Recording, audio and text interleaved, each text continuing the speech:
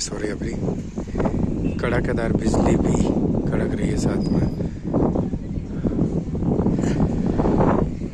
कल बारिश से ये तालाब बन चुका है और बारिश आने वाली है। जबरदस्त बारिश फिर से आने की संभावना है। ये देखिएगा ठीक सामने, हमारे ठीक सामने घर के सामने तालाब बन चुका है।